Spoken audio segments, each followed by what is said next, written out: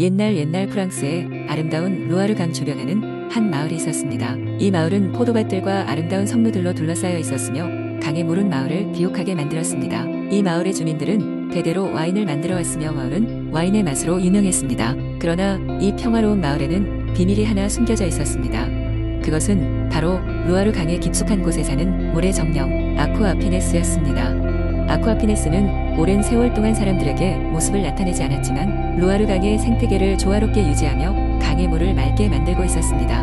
마을 사람들은 아쿠아피네스의 존재를 전설 속 이야기로만 알고 있었습니다. 그러던 중 어느 해 이상하게도 강의 물이 서서히 마르기 시작했습니다. 와인 생산에 심각한 영향을 미치기 시작하자 마을 사람들은 불안에 떨기 시작했습니다. 마을의 족장인 앙리가 직접 나서서 루아르 강의 비밀을 풀기 위해 모험을 떠나기로 결심했습니다. 앙리는 아쿠아피네스를 만나 강의 수원을 복원해야 한다고 믿었습니다.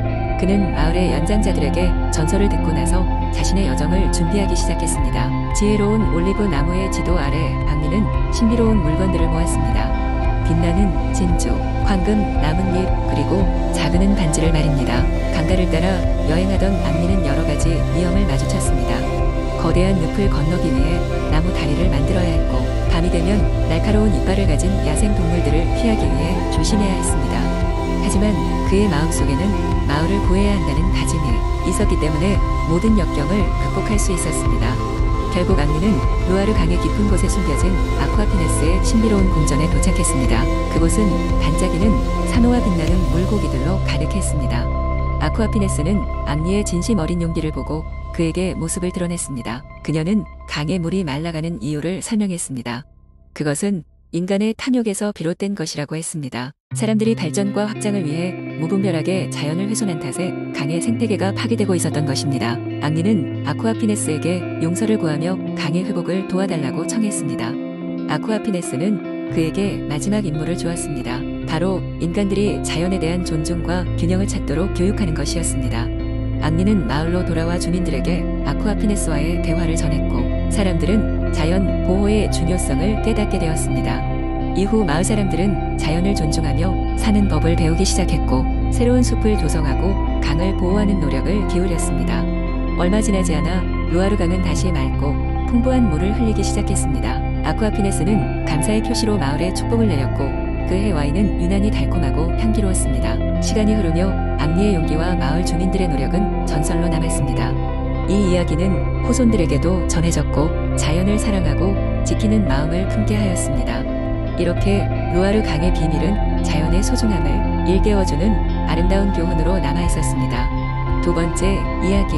옛날 옛적 프랑스의 작은 마을인 비올레트에는 소피라는 작은 소녀가 살고 있었습니다. 소피는 항상 모험을 꿈꾸었지만 가족들은 그녀를 사랑으로 감싸주며 마을 밖의 위험을 경고했습니다. 그러나 소피는 호기심 많은 소녀였고, 어느 날 어김없이 마을을 둘러싼 아름답고 신비로운 숲으로 몰래 모험을 떠났습니다. 이 숲은 사람들에게 마법의 숲이라고 불렸습니다. 많은 이들이 숲속에 들어가면 이상한 일이 일어난다고 이야기했습니다. 소피는 마음 깊숙이 숲의 비밀을 알고 싶었습니다. 숲에 발을 들어놓자 그녀는 곧 노래하는 새와 말하는 꽃들을 만났습니다. 그들은 모두 소피에게 반갑게 인사하며 그녀를 숲의 깊은 곳으로 안내했습니다.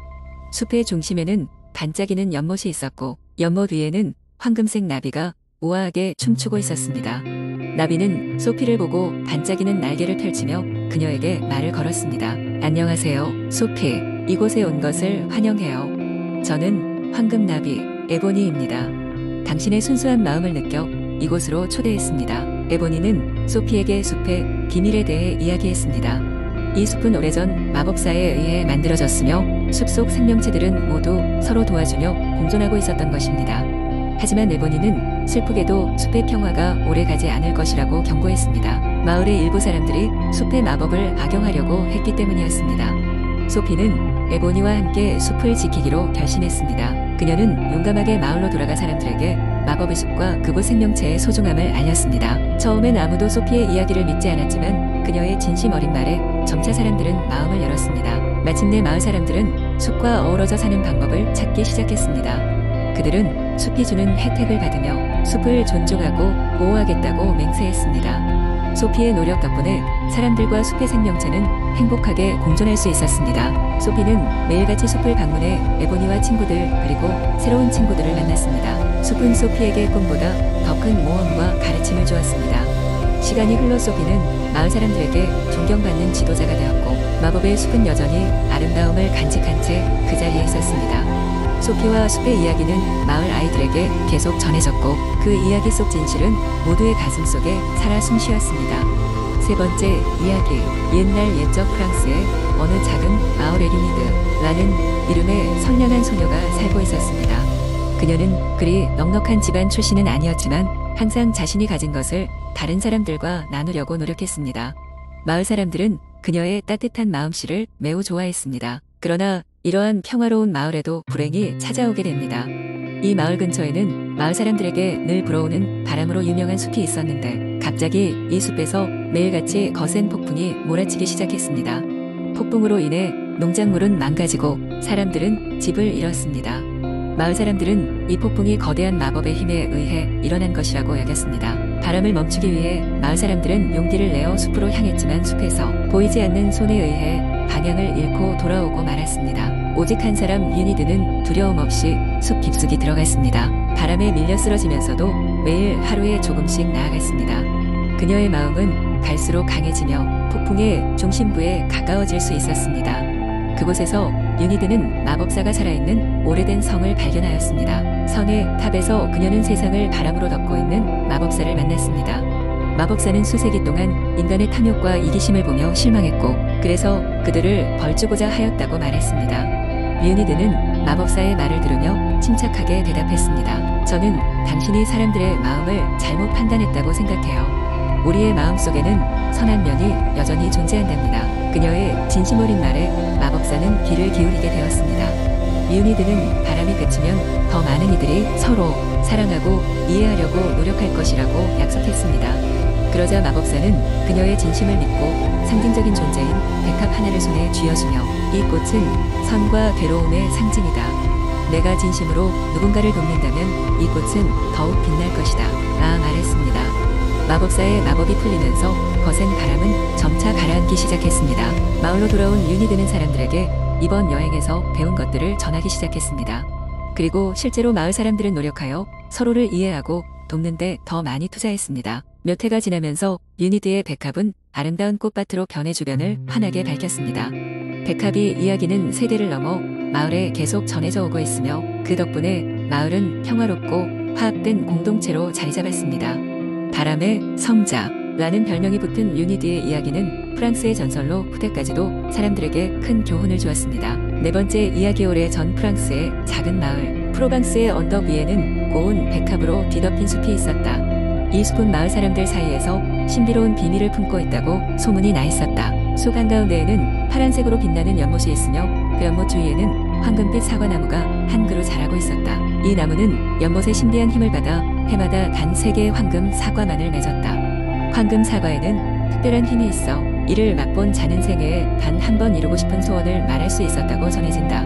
마을에는 루카스라는 용기 있는 소년이 살고 있었다. 어느 날 밤 밤하늘을 올려다보며 별을 헤아리던 루카스는 자신에게 다가오는 특별한 운명을 느꼈다. 이튿날 아침 루카스는 어머니에게 작별 인사를 하고 길을 나섰다.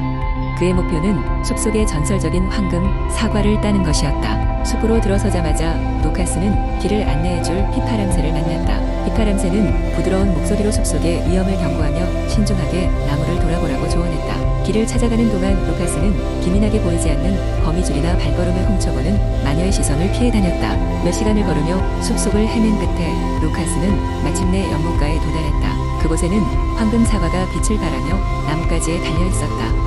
루카스는 손을 뻗어 첫 번째 사과를 따자마자 땅에서 울리는 소리가 들렸다. 땅에서 나타난 것은 거대한 대지의 정령이었다. 대지의 정령은 루카스에게 사과를 따는 자는 숲과 마을 사이에 조화가 깨어짐을 의미할 수 있다고 경고했다. 그러나 루카스는 포기하지 않았다. 그는 자신의 마음속 가장 깊숙한 곳에서 변화를 느끼고 있었고 마을의 모든 사람이 행복해지는 세상을 만들고 싶다고 생각했다. 정령의 경고에도 불구하고 루카스는 두 번째 황금 사과를 따게 되었다. 그 순간 맑은 연못은 점차 어두워지며 연못의 여신이 나타났다. 여신은 루카스로 하여금 자신의 소원이 진정 마을의 안녕을 위한 것인지를 물었다. 순간 루카스의 마음속 의심이 스쳐 지나갔다. 그러나 그는 대담하게 대답했다. 저는 누군가의 도움이 필요 없는 세상을 꿈꿉니다. 황금 사과로 그 꿈을 이루고 싶습니다. 마침내 루카스는 세 번째 황금 사과를 따자 연못과 숲은 다시 평화로워졌다. 마을 사람들은 그가 황금 사과를 통해 소원을 이뤘다는 소문과 함께 루카스가 다시 돌아올 날을 기다리게 되었다. 세월이 흐른 후 루카스는 마을에서 전설적인 존재로 남게 되었다. 사람들은 그가 이룬 과업을 기리고 그의 용기와 희생을 기억하며 자긍심을 느꼈다. 이제 숲은 여전히 무성했으며 황금 사과는 루카스의 소원 덕분에 마을 사람들 누구에게나 평온과 만족감을 안겨주었다.